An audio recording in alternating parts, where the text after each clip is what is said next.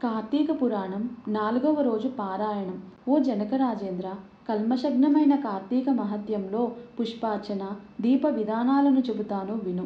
ఈ కార్తీక మాసములో కమలనాభుడైన శ్రీహరిని కమలాలచే పూజించడం వలన కమలాసిని అయిన లక్ష్మీదేవి ఆ భక్తుల ఇంట స్థిర నివాసం ఏర్పరుచుకుంటుంది. తులసీ దళాలతో గాని, జాజి పువ్వులతో గాని, మారేడు దళాలతో గాని పూజించేవారు తిరిగి ఈ భూమిపై జన్మించరు.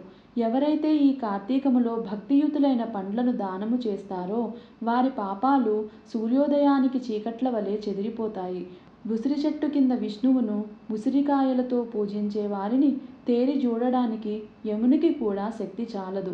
కార్తీకములో ఎవరైతే సాలగ్రామాన్ని తులసీ దళాలతో పూజిస్తారో వారిని మించిన ధన్యులెవరూ ఉండరనడం అతిశయోక్తి కాదు. బ్రాహ్మణ సమేతులై ఉసిరి చెట్టు ఉన్న తోటలో వనభోజనము చేసేవారి మహాపాతకాలు సైతం మట్టిగలిసిపోతాయి. బ్రాహ్మణ సమేతులై ఉసిరి చెట్టు కింద సాలగ్రామ పూజ చేసేవారు వైకుంఠాన్ని పొంది విష్ణువు వలె ఆనందిస్తారు. ఎవరైతే కార్తీక మాసములో విష్ణువాలయంలో మామిడాకుల తోరణం కడతారో వాళ్ళు పరమపదాన్ని పొందుతారు. పువ్వులతో గాని, అరటి స్తంభాలతో గాని మండపము కట్టిన వాళ్ళు వైకుంఠములో విష్ణువు సామీప్యాన్ని పొందుతారు. ఒక్కసారైనా శ్రీహరికి సాష్టాంగ దండ ప్రణామములు చేసిన వాళ్ళు అశ్వమేధ పుణ్యవంతులవుతారు. విష్ణువునకు ఎదురుగా జప, హోమ, దేవతార్చనలు చేసేవాళ్ళు పితరులతో సహా వైకుంఠానికి వెళ్ళి సుఖిస్తారు. స్నానము చేసి తడిబట్టలతో ఉన్న వానికి పొడిబట్టను దానము చేసిన వాడు 10,000 అశ్వమేధాల ఫలాన్ని పొందుతాడు. ఆలయ శిఖరముపై ధ్వజారోహణ చేసిన వారి పాపాలు గాలికి పుష్పము పరాగము వలె ఎగిరిపోతాయి. నల్లని లేదా తెల్లని అవిసెపూలతో హరిపూజను చేసిన వారికి 10,000 యజ్ఞాలు చేసిన ఫలితము ప్రాప్తిస్తుంది. కార్తీక మాసమందు ఏ స్త్రీ అయితే బృందావనాన్ని గోమయంతో అలికి పంచరంగులతోనూ శంఖ, పద్మ, స్వస్తికారి నందాదీపాన్ని అర్పించడం వలన కలిగే పుణ్యాన్ని 1000 నోళ్ల ఆదిశేషుడైనా పొగడలేడు. ఈ కార్తీక మాసంలో శివుని జిల్లేడు పూలతో పూజించిన వాడు దీర్ఘాయువై అంత్యాన మోక్షాన్ని పొందుతాడు. విష్ణువాలయంలో మండపాన్ని అలంకరించిన వారు హరిమందిరంలో చిరస్థాయిగా ఉంటారు. హరిని మల్లెపువ్వులతో పూజించే వారి పాపాలు సర్వనాశనమైపోతాయి. తులసీ గంధముతో సాలగ్రామ పూజను చేసిన వారు వైకుంఠాన్ని పొందుతారు. విష్ణు సన్నిధిలో నాట్యము చేసిన వారి యొక్క పూర్వచింతన పాపాలన్నీ నాశనమైపోతాయి. భక్తియుక్తులై అన్నదానమును చేసే వారి పాపాలు గాలికి మంచు తునకలా ఎగిరిపోతాయి. ప్రత్యేకించి కార్తీక మాసంలో నువ్వుల దానమును, మహానదీ స్నానమును, బ్రహ్మపత్ర భోజనము, అన్నదానము ఈ 4 ఆచరించడం ధర్మముగా చెప్పబడుతూ ఉంది. స్నానదానములను ఆచరింపని వారు, లోభి అయి యథాశక్తిగా చేయని వారు 100 జన్మలు కుక్కలుగా పుట్టి కడపట చండాల యోనిని జన్మిస్తారు. కార్తీక వ్రత శూన్యులు మరుజన్మలో గాడిదగా పుట్టి తదుపరి 100 పుట్టుకలు సునకయోనిన జన్మిస్తారు.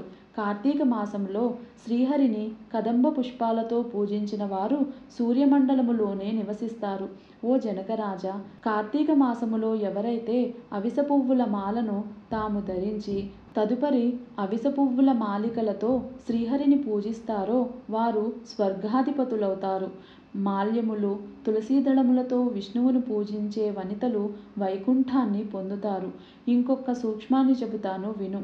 అశక్తులైన వాళ్ళు కార్తీకే భానువారే తు స్నానకర్మ సమాచరేత్ మాస స్నానేన యత్పుణ్యం తత్పుణ్యం లభతే నృపా ఆద్యేంతి దౌ మధ్యమే చదినేయ స్నానమాచరేత్ మాస స్నాన ఫలం తేన లభ్యతే నాత్ర సంశయః. కార్తీక మాసంలో ఆదివారం నాడు లేదా శుక్ల పాడ్యమి నాడు గాని, పౌర్ణమి నాడు గాని, అమావాస్య నాడు గాని సంకల్పరహితముగా ప్రాతస్నానం ఆచరించడం వలన కూడా ఆ మాసమంతా స్నానము చేసిన పుణ్యం లభిస్తుంది.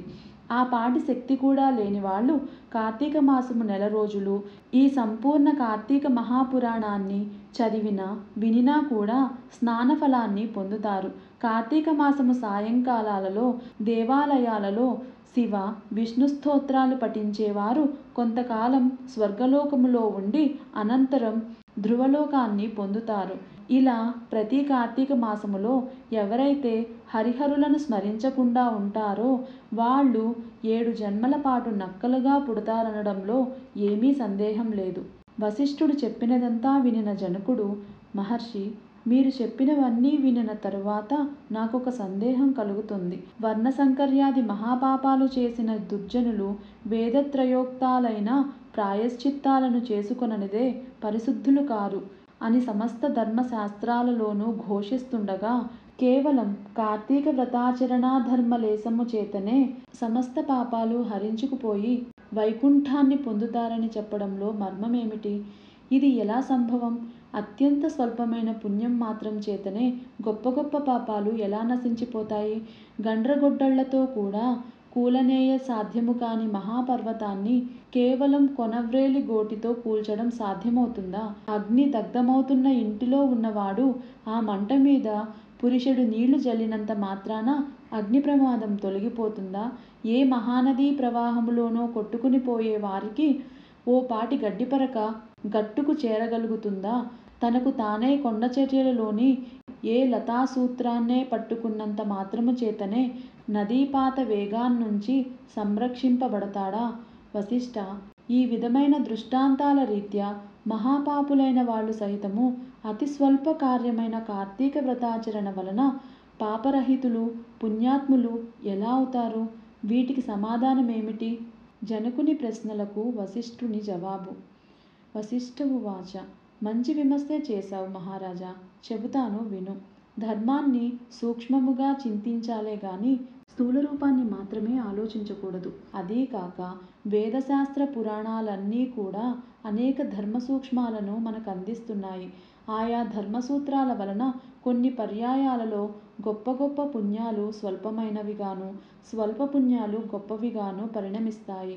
ధర్మాలన్నీ గుణత్రయములో కూడుకొని స్వల్ప నల్పతలను సిద్ధింపచేసుకుంటాయి. మూల ప్రకృతి అయిన మహామాయ కారణంగా సత్వర జస్త మనస్సులనే 3 గుణాలు కూడా ఏర్పడ్డాయి. వీటిలో సత్వగుణ ప్రధానమైనవి ధర్మ సూక్ష్మాలు. కర్మకాండ, తపస్సు, ప్రాయశ్చిత్తాలన్నీ కూడా రజోగుణం వలన ఏర్పడతాయి. తర్కము, దైవేతర చింతనతో సాగించే దైవీయ కృత్యాలు, ఆచరించే దాన ధర్మాలు ఇవన్నీ కూడా ధర్మము యొక్క స్థూల స్వరూపాలు. ఇవి తమోగుణము వలన ఏర్పడతాయి. వీటిలో సత్వగుణ ప్రధానముగా ఆచరించే ధర్మములు స్వల్పముగా తోచినప్పటికీ దేశకాల యోగ్యతాదుల వలన విశేష ఫలాలను ఇస్తాయి. దేశము అంటే పుణ్యక్షేత్రం, కాలము అంటే పుణ్యకాలం, యోగ్యత అంటే పాత్రత. బ్రహ్మజ్ఞత కలవాళ్ళు ఈ మూడింటినీ చింతించకుండా చేసే సర్వధర్మాలు తమసాలు, వీటి వలన పాపాలు నశించవు. కాబట్టి దేశకాల యోగ్యతలను విచారించి చేసేవే సత్వధర్మాలు. వీటిలో కొన్ని సమకూడి కొన్ని సమకూడక జరిపేవి రజోగుణ ధర్మాలని వేరే చెప్పనక్కరలేదు కదా. జనకరాజా, అన్నిటికీ కర్మమే మూలము. ఎవరి కర్మను బట్టి వారికి ఫలితాలుంటాయి. మనిషికి జ్ఞానము అనేది ఉన్నందువలన ఆచరించే ధర్మాలను పై మూడింటితో పోల్చుకుని ప్రయత్నపూర్వకముగానైనా ఆచరించాలి. ఈ విధంగా మూడూ కలిసి వచ్చినప్పుడు ఆచరించిన ధర్మము అక్షయ ఫలితాన్నిస్తుంది. రాజా, పర్వతమంత ఎత్తు కట్టెలను పేర్చి వాటి మధ్య గురువింద గింజ అగ్నికణాన్ని ఉంచితే ఆ అగ్నికణము ఆ కట్టెలనెలా కాల్చివేయగలుగుతుందో, సువిశాలమైన నట్టింట పెట్టిన నలుసంత దీపము ఆ ఇంటి చీకట్లనెలా తొలగిస్తుందో, గుండిగెడు మురికి నీళ్లను ఒక్క ఇండుప గింజ ఎలా శుభ్రపరుస్తుందో, అదేవిధంగా తెలిసి గాని తెలియక గాని పుణ్యకాలములో పుణ్యక్షేత్రములలో పుణ్యమూర్తుల వలన ఆచరించే ధర్మము అనంత పాపాలను దగ్ధం చేసి మోక్షానికి మార్గాన్ని వేస్తుంది.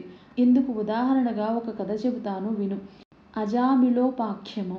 బహుకాలం పూర్వం కన్యాకుబ్జ క్షేత్రవాసి సార్థక నామధేయుడైన సత్వనిష్ఠుడనే బ్రాహ్మణునికి అజామిళుడనే కుమారుడుండేవాడు. వాడు పరమదురాచరుడు, దాసీ సాంగత్యపరుడు, హింసాప్రియుడుగా ఉండేవాడు. సాటి బ్రాహ్మణ గృహములో ఒకానొక దాసితో సాంగత్యమును పెట్టుకుని తల్లిదండ్రులను మీరి ఆ దాసీ దానితోనే భోజన శయనాదులన్నిటినీ నిర్వర్తిస్తూ కామాంధుడై వైదిక కర్మలన్నింటినీ విడిచిపెట్టి కేవల కామాసక్తుడై ప్రవర్తింపసాగాడు. తద్వారా బంధువులంతా అతనిని వదిలేశారు. కులము వాళ్ళు వెలివేశారు.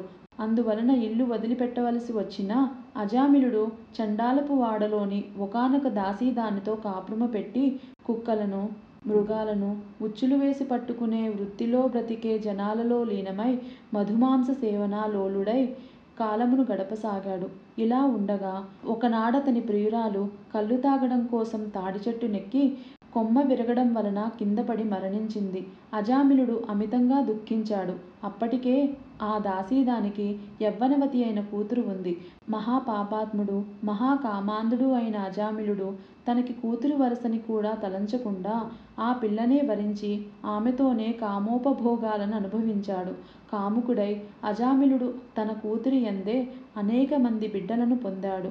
కానీ వాళ్ళందరూ కూడా పసికందులుగా కడతేరిపోగా కడగా పుట్టి మిగిలిన బిడ్డకు నారాయణ అని నామకరణం చేసి అత్యధిక ప్రేమతో పెంచుకోసాగాడు.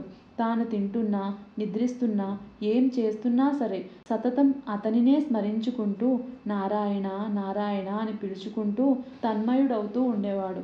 కాలము గడిచి అజామిళుడు కాలం చేసే సమయం ఆసన్నమైంది.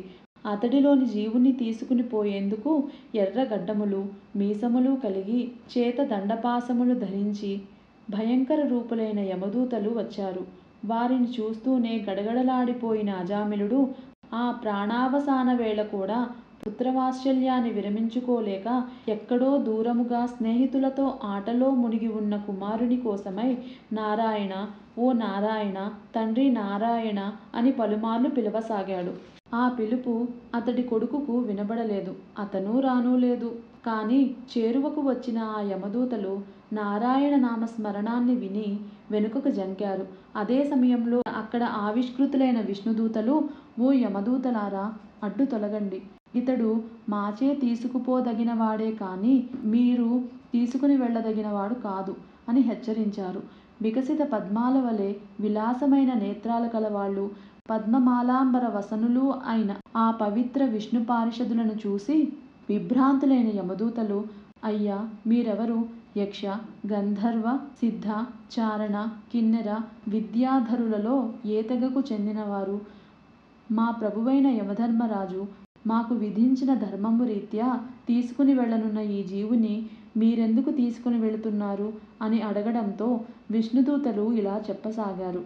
4వ రోజు పారాయణ సమాప్తం.